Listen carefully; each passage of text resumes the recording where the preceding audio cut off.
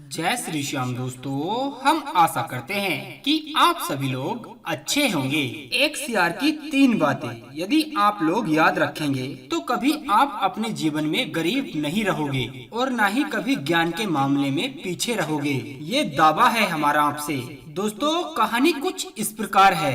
एक समय की बात है, एक राज्य में राजा वीर विक्रम आदित्य नाम के राजा रहा करते थे। वो राजा बहुत ही न्याय प्रिय थे। उनके न्याय की प्रशंसा बहुत दूर दूर तक फैली हुई थी। एक बार देवताओं के राजा इंद्र ने राजा विक्रम आदित्य की परीक्षा लेनी चाहिए। उन्होंने ऐसा क्यों चाहा? क्योंकि उन्हें डर था कि कहीं ऐसा ना हो जाए कि राजा विक्रम आदित्य अपनी प्रशंसा और न्याय प्रियता के कारण उनका पद ना छीन ले।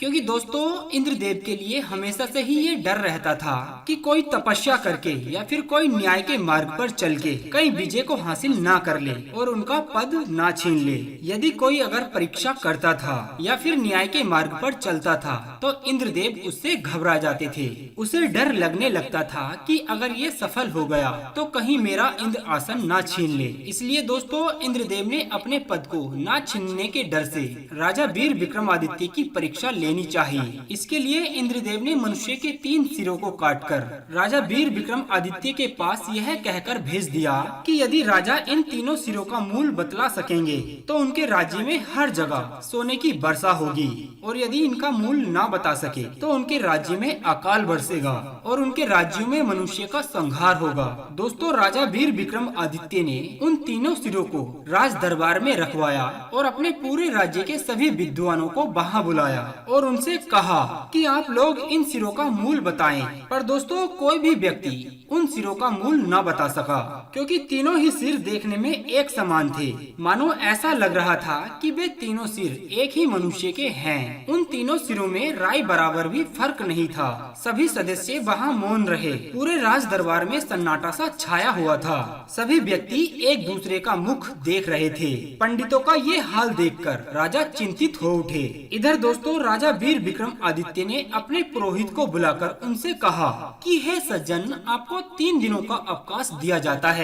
जो तुम इन 3 दिनों के भीतर इन तीनों सिरों का मूल बता सकोगे तो तुम्हें मुंह मांगा पुरस्कार दिया जाएगा, और ना बता सके तो फांसी पर लटका दिए जाओगे। दोस्तों, यह सुनकर वो पुरोहित यानी पंडित घबरा उठा। 2 दिनों तक जो पुरोहित था यानी वो पंडित भारी संख्या में सोचता रहा, मन ही मन विचार करता रहा कि क्या करे क्या ना करे, परंतु वह व्यक्ति किसी भी फैसले पर ना पहुंच सका। दोस्तों, जब तीसरा दिन शुरू हुआ तो वह बहुत ही व्याकुल हो उठा। खाना पीना भी सब कुछ भूल चुका था।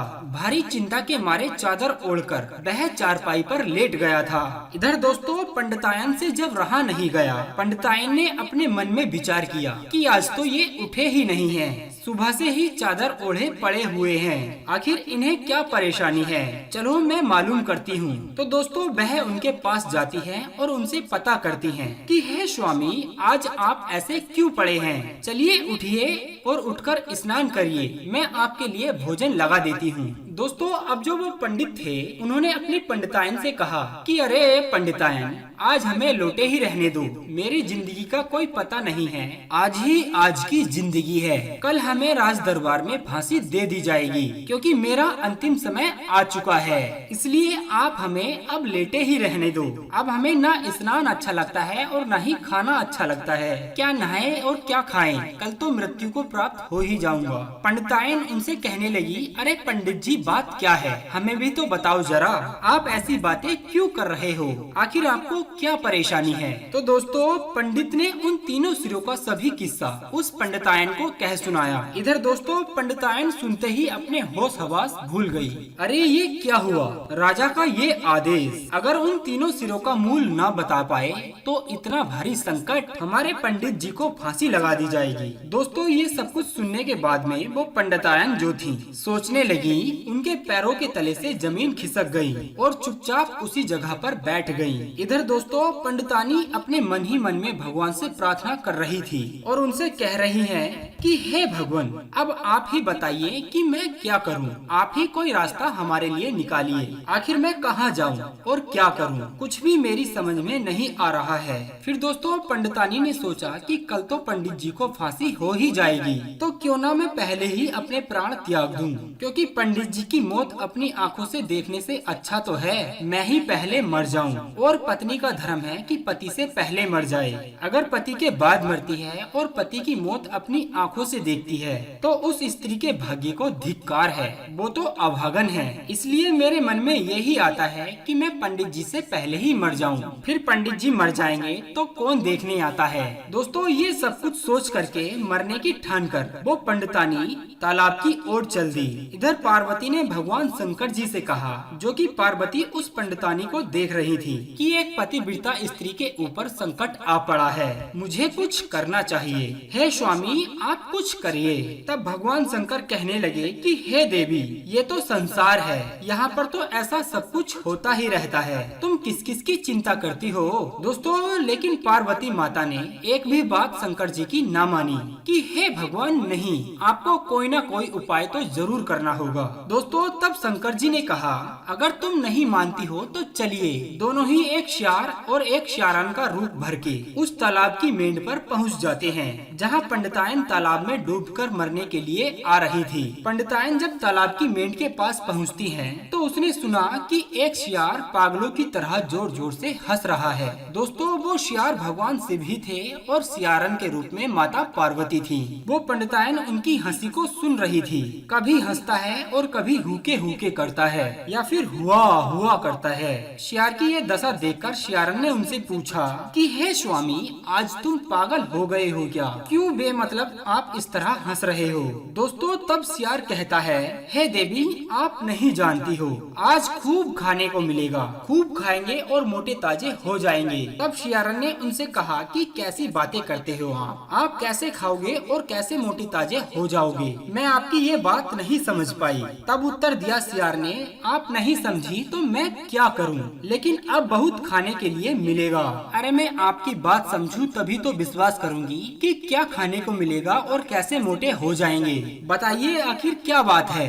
दोस्तों तब श्यार कहने लगा कि राजा इंद्र ने राजा वीर विक्रम आदित्य के दरबार में 3 सिरों को भेजा है और उनसे ये शर्त रखी है कि जो भी व्यक्ति उनका मूल बता सकेगा तो पूरे राज्य में सोने की बारिश होगी, और जो ना बता सकेगा तो पूरे राज्य में गाजें बरसेंगी। तो सुनिए, सिर का मूल तो कोई बता नहीं सकेगा क्योंकि सोना बरसेगा। अब राज्य में हर जगह गाज ही गाज बरसेगी, जिससे हर मनुष्य की मृत्यु हो जाएगी और खूब आदमी मरेंगे और हमें खाने को भरपूर मिलेगा और हम मोटे हो जाएंगे। दोस्तों श्यार इतना कहकर फिर जोर जोर से हंसने लगा। तब श्यारन ने श्यार से पूछा, क्या तुम इन सिरों का मूल जानते हो। श्यार बोला, जानता तो हूँ किंतु बतलाऊंगा नहीं, क्योंकि यदि किसी ने सुन लिया तो सारा खेल बिगड़ जाएगा। श्यारन कहने लगी, तब तो तुम कुछ नहीं जानते हो, वैसे ही झूठ बोलते हो। आखिर यहाँ आधी रात को कौन सुनने तुम्हारी बात आएगा और ये भेद खुल जाएगा। दोस्तों उस श्यार को ताव आ गया और श्यारन से बोला कि तू तो मेरा विश्वास ही नहीं करती। अच्छा तो सुन, मैं तुझे बताता हूँ उन तीनों सिरों का मूल्य, कि उन तीनों सिरों का मूल्य क्या है। दोस्तों भगवान शिव जो उस श्यार के रूप में थे, वो श्यारन रूप में देवी पार्वती से कहने लगे कि हे श्यारन, उन तीनों सिरों में से एक सिर ऐसा है कि यदि उसके कान में सोने की सिलाई डालने पर और उस सिर को चारों तरफ हिलाने डुलाने से वो सिलाई उसके मुख से ना निकले तो उसका मूल्य अमूल है। और दूसरे सिर में सिलाई डालकर चारों ओर हिलाने डुलाने से यदि वो सिलाई मुंह से निकल जाए तो उसका मूल्य 10,000 रुपये है। और तीसरा जो सिर है ना, उसके कान में सिलाई डालने पर यदि वह मुंह, नाक, आँख, कान सभी जगहों से निकल जाए तो उसका मूल्य है 2 कौड़ी। दोस्तों वह पंडितायन इन सभी बातों को सुन रही थी और इन सभी बातों को सुनकर वह पंडितायन चुपचाप दबे पाँव को लेकर वापस अपने घर को लौट आई। और घर आकर उन्होंने क्या देखा कि अब भी पंडित जी मुंह पर चादर डाले हुए पहले के ही समान चारपाई पर लेटे हुए हैं और भारी सोच में डूबे हुए थे। इधर पंडितायन ने चादर उठाई और उनसे कहने लगी कि यहाँ पड़े पड़े क्या सोचते हो, चलो उठो स्नान करो और मैं आपको भोजन लाती हूँ, क्यों बेहद चिंता करते हो। मैं आपको बताऊंगी उन तीनों सिरों का मूल्य क्या है। पंडितायन की यह बातें सुनकर पंडित जी बोले कि अरे क्यों पागल बनाती हो, तू क्या जाने उन तीनों सिरों का मूल्य मूल्य। तब दोस्तों पंडितायन पंडित जी से सारी कहानी सुनाती है, जो कि मरने के लिए एक तालाब के पास गई थी और सियार के द्वारा उन सिरों का मूल्य जो उन्हें पता था, वो सभी बातें पंडितायन ने पंडित जी को कह सुनाई। यह सुनकर के पंडित जी बड़े ही प्रसन्न हो उठे, बड़े ही खुश हुए।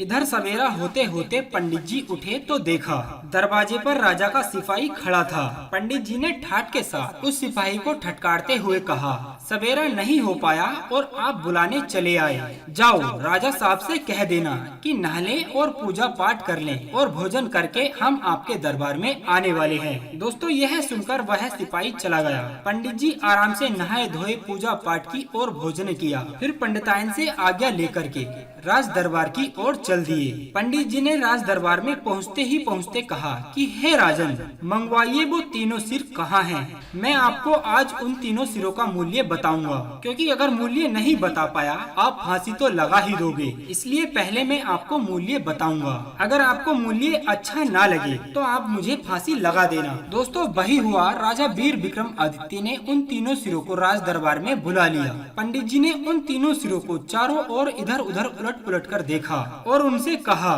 कि एक सोने की सलाई मंगवा लीजिए। सलाई भी मंगवा ली गई। पंडित जी ने एक सिर को उठा करके उसके कान में सलाई डाल दी। चारों ओर हिलाई डुलाई पर वह सलाई कहीं से ना निकली। तब पंडित जी कहने लगे कि लीजिए महाराज, ये आदमी बड़ा गंभीर है, इसका भेद नहीं मिलता। देखिए महाराज, इसका मूल्य अमूल है। इसके सिर का मूल्य जो है ना अमूल है। दोस्तों दूसरा सिर उठा करके पंडित जी ने उसके कान में भी सलाई डाली। चारों ओर शीश को हिलाया डुलाया तो उसके मुख से सिलाई बाहर निकल गई। पंडित जी कहने लगे कि आदमी कान का कुछ कच्चा है, जो कान से सुनता है वह मुंह से कह डालता है। लिखिए लीजिए महाराज, इसका मूल्य 10,000 रुपये है। दोस्तों बाद में पंडित जी ने तीसरा सिर उठाया और उसके कान में भी सलाई डाल दी और चारों ओर हिलाने डुलाने पर उसके कान, आँख, मुंह, नाक से सभी जगहों से सलाई बाहर निकल आई। तब पंडित जी ने मुंह बना करके कहा, अरे ये आदमी किसी काम का नहीं है, ये कोई भेद छिपा नहीं सकता। लीजिए महाराज, इसका मूल्य 2 कौड़ी है। लीजिए महाराज, इसका मूल्य 2 कौड़ी है। ऐसे कान के कच्चे तथा चुगलखोर मनुष्य का मूल्य 2 कौड़ी भी बहुत ज्यादा है। अरे ये आदमी किसी काम का नहीं है। दोस्तों पंडित जी के यह उत्तर सुन करके राजा बहुत प्रसन्न हुए। राजा ने पंडित जी को बहुत सी धन दौलत, हीरे जवाहरात दिए। इधर राजा ने तीनों सिरों का मूल्य लिख करके इंद्र के दरबार में भिजवा दिए। इंद्रदेव प्रसन्न हो उठे और सारे राज्य में सोने की बारिश हुई और प्रजा जो थी वह खुशहाल हो गई।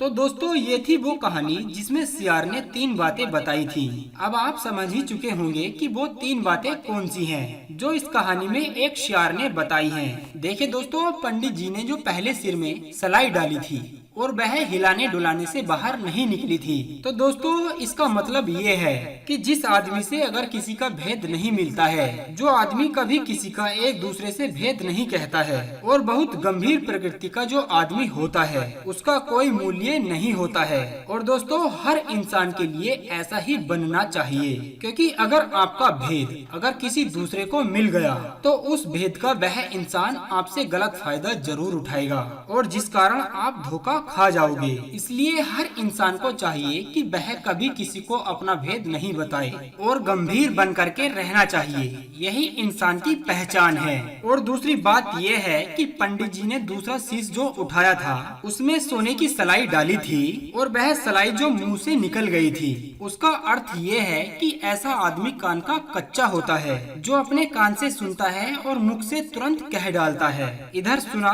और उधर दूसरे के सामने कह सुनाई। ऐसे इंसान का मूल्य समाज की नजरों में, अच्छे इंसान की नजरों में केवल 10,000 रुपए ही है, जो पंडित जी ने बताया। और दोस्तों तीसरा जो सिर था और उसमें पंडित जी ने सोने की सलाई डाली थी और वो सलाई नाक, कान, आँख, मुंह से बाहर निकल आई थी। तो इसका मतलब ये है ऐसा इंसान जो होता है वो कान का कच्चा होता है और चुगलखोर होता है। और चुगलखोर आदमी का मूल्य जो होता है वो 2 कौड़ी का होता है। ऐसे आदमी का समाज में कोई सम्मान नहीं होता है। है। हर जगह ऐसे आदमी का अपमान ही होता है। चुगलखोर जो आदमी होते हैं वो कान के कच्चे होते हैं, उनसे अच्छे इंसान दूर रहते हैं। वो समाज में हमेशा अपमानित होते हैं और उन्हें जीवन में कभी सुख प्राप्त नहीं होता, वो हमेशा दुखी ही रहते हैं। तो दोस्तों यही 3 बातें थी उस सियार की जो हमने आपको इस कहानी में सुनाई हैं। उम्मीद करते हैं दोस्तों आपको ये कहानी काफी पसंद आई होगी। अगर ऐसा है तो आप वीडियो को लाइक कर दें और चैनल को सब्सक्राइब कर लें।